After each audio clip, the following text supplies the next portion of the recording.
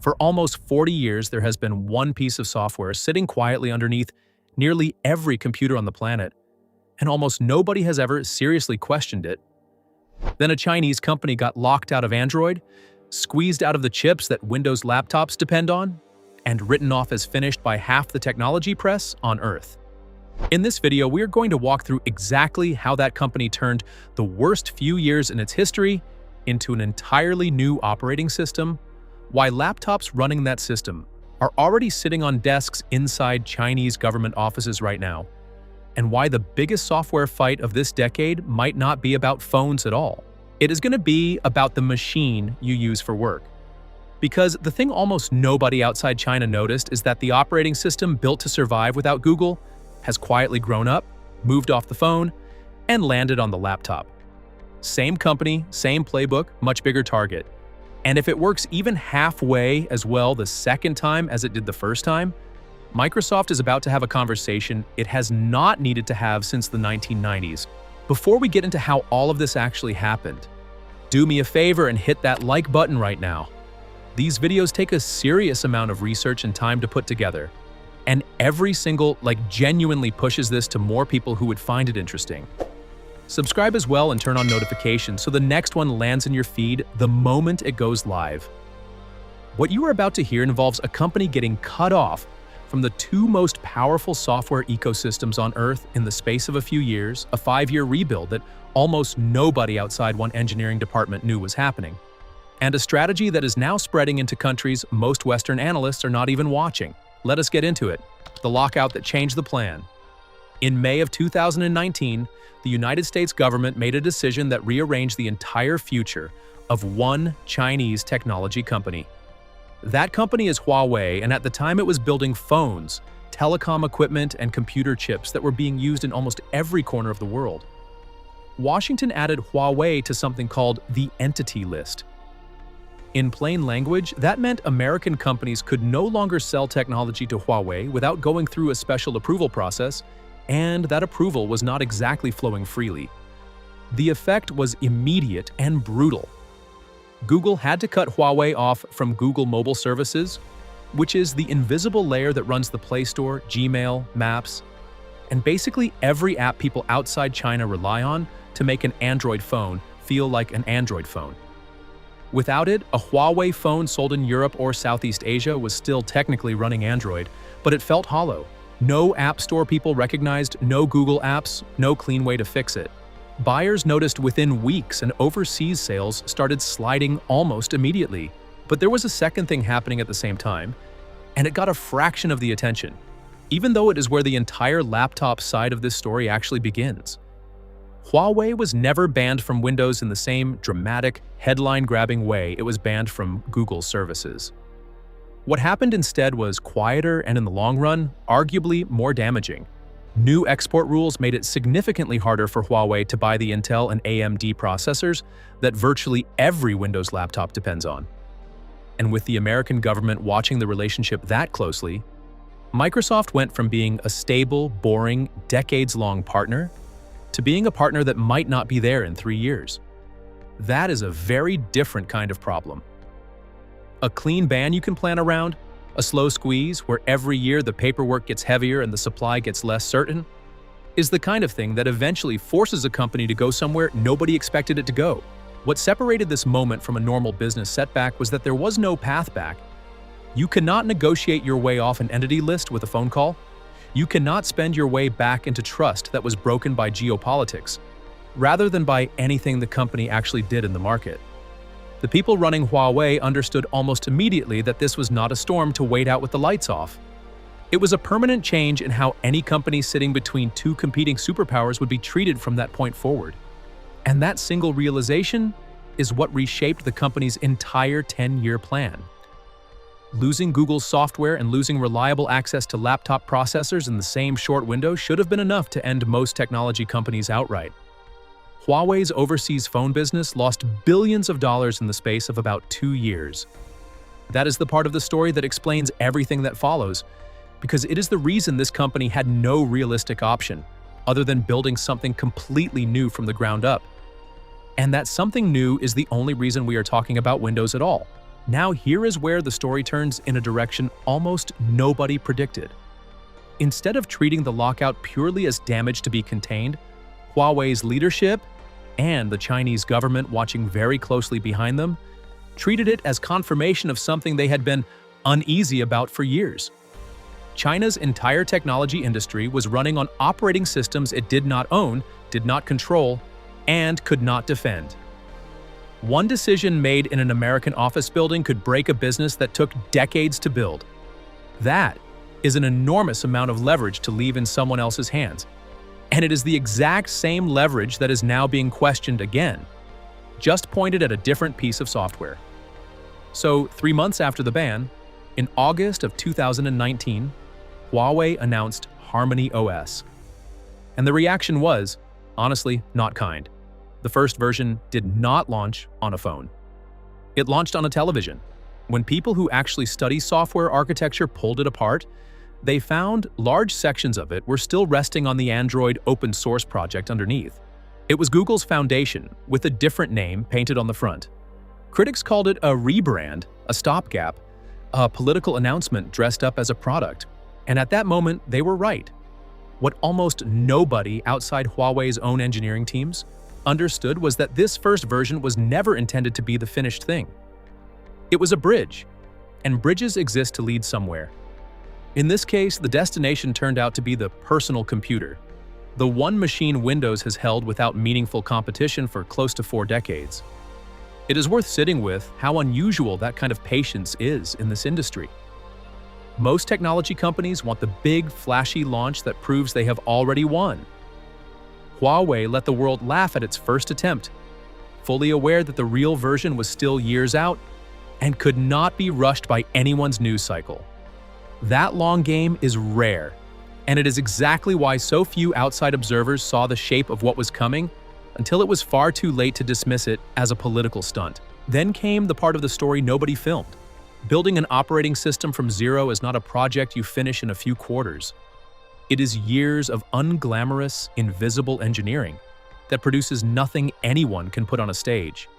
Huawei spent roughly 5 years methodically pulling out every piece of code that depended on Android and replacing it with something written in-house. Chinese state media started describing the goal as being self-controllable, which really just means owning every single layer of your own technology instead of renting a few of them from a company on the other side of the world. That rebuild landed in 2024 with Harmony OS Next, and this is the version that actually matters. Harmony OS Next uses no Android open source code at all. There is no compatibility layer hiding underneath the interface, no Google Foundation quietly doing the heavy lifting. It is a genuinely separate system, designed from the start to run across phones, tablets, laptops, smartwatches, cars, and smart home devices as one connected platform, rather than 5 different platforms stitched together with software tape.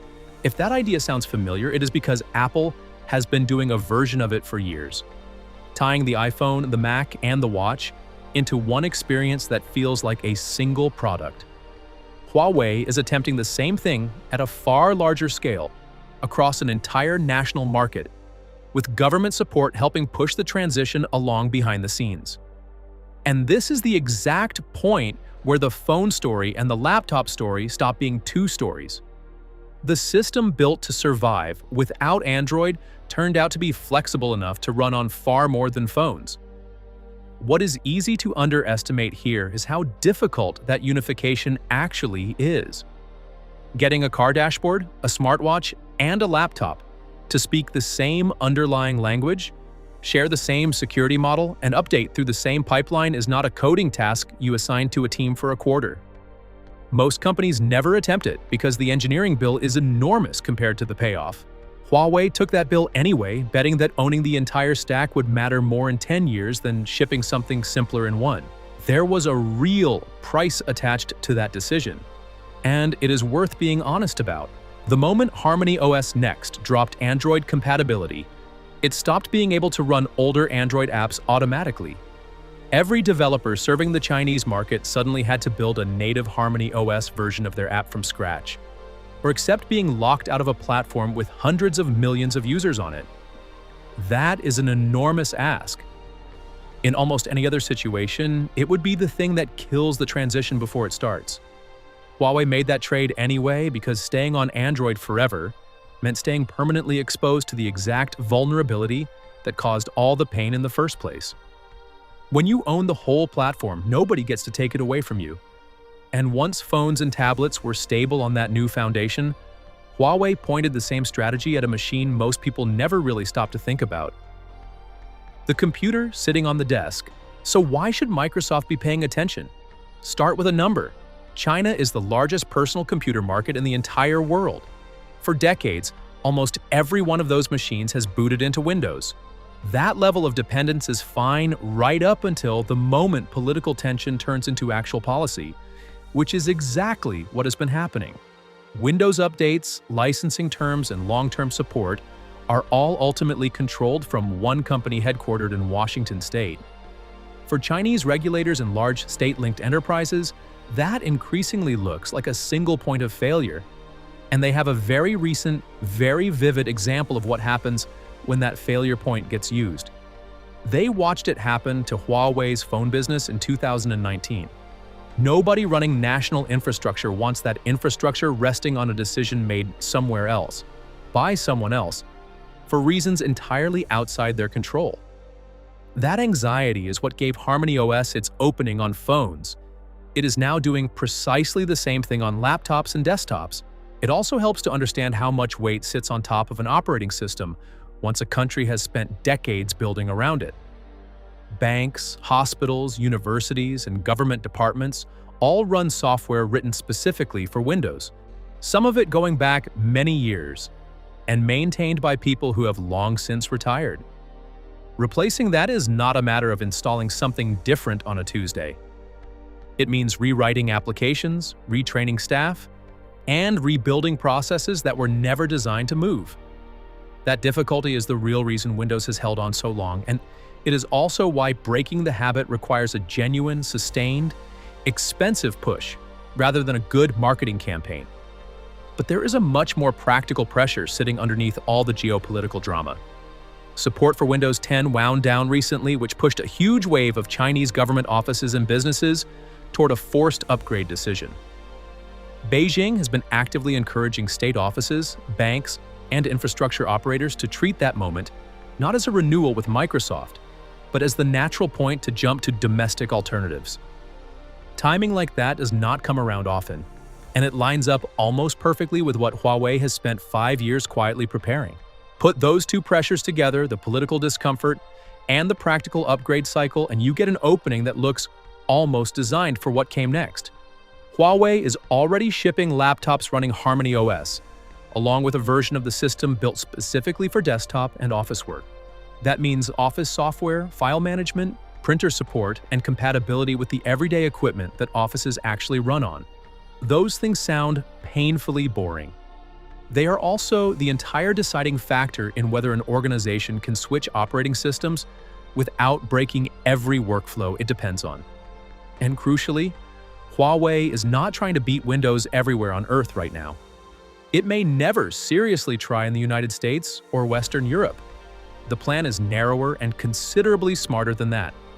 Win the replacement cycle happening inside China right now. Back it with government procurement preferences that favor domestic technology. Then use a captive market of more than 1 billion people to build an app ecosystem, a developer base, and enterprise credibility, all compressed into a fraction of the time it took Windows to build the same thing over 4 decades. Think about how strange that would sound in any other industry. Imagine deciding to build an entirely new car market from scratch, including the repair shops, the spare parts supply, and the trained mechanics, inside a handful of years purely because you no longer wanted to depend on someone else's engine. That is roughly the scale of what is being attempted here, except the product is invisible software rather than something you can walk around and touch, which arguably makes it harder rather than easier. This is not one dramatic moment like the Mate 60 launch, where a single phone landed and visibly dented Apple's numbers in China within one earnings cycle. This is a slower kind of siege. Office by office, procurement contract by procurement contract, aimed at loosening the grip Windows has on the one market large enough to fund an entirely new software ecosystem by itself. And the strategy works precisely because it does not need to win everywhere. It only needs to win in one place big enough to sustain itself. China is that place. Here's the part most coverage of this story misses completely. It is not just a China story anymore. Harmony OS was built to run without any American software in it, and Huawei is not keeping it at home. Harmony OS-powered devices are being pushed into Southeast Asia, the Middle East, parts of Africa, and Latin America. Those are markets where Huawei's telecom equipment has already had a foothold for a decade, where budgets are tighter, and where governments are increasingly open to a cheaper option that cannot be switched off by an outside decision. That is the part that should worry Microsoft and Google more than any individual sales figure out of China. Every country already running Huawei network hardware is a country where Huawei's software arrives with an existing relationship attached. This pattern repeats in technology far more often than people expect. Whoever builds the network usually ends up shaping what runs on top of it, simply because the trust and the contracts are already in place. A government that depends on Huawei to keep its mobile towers and internet backbone running faces very little friction moving its office computers to that same company's software, especially when the price is lower and the terms feel less exposed than depending on a distant foreign supplier. Software independence also happens to sell extremely well to governments that have watched in real time what happens when a powerful country decides a company or a country represents too much risk. Huawei is not just selling an operating system in those regions. It is selling insurance against ever being cut off the way Huawei itself was cut off. And insurance like that tends to spread quickly once one government watches a neighbor adopt it and survive the transition. Which is where the whole thing loops back on itself in a way that is almost poetic. The restrictions designed to weaken this company ended up being the origin story for an entire parallel technology stack. A chip strategy that does not need foreign foundries, a phone operating system that does not need Android, and now a computer operating system that does not need Windows. Every restriction added urgency. Every restriction handed other countries one more reason to start hedging against the same kind of dependence. So here is the bigger picture. The Mate 60 proved Huawei could still produce advanced hardware under heavy sanctions. Harmony OS proves it can build the entire software layer under those same conditions. Put those together, and this stops looking like a comeback story and starts looking like a blueprint, one that other countries and other companies are already studying carefully. A blueprint for assembling a technology stack that cannot be easily switched off by any single outside power.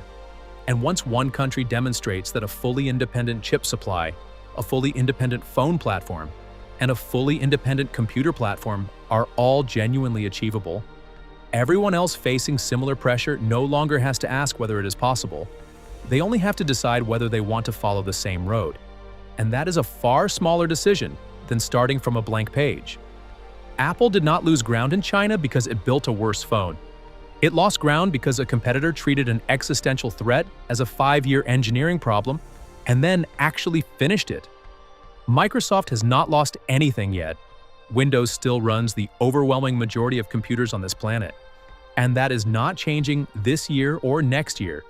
But the same playbook that quietly ate into Apple's position in one enormous market is now running against Windows in that same market with the same government backing and the same patient multi-year approach that made it work the first time. The real question is not whether Harmony OS replaces Windows globally. It probably will not, certainly not soon, and possibly never in Western markets.